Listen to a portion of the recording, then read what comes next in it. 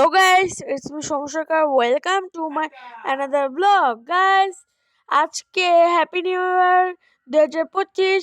এই দিনে 2024কে বিদায় দিয়ে 2025কে ওয়েলকাম করা হলো। তাই গাইস দেখুন, আমরা আমাদের বাসার ছাদে এসেছি, কত বোম ফাটানো হচ্ছে। আপনারা দেখুন, আমরা অনেক বোম ফাটিয়েছি।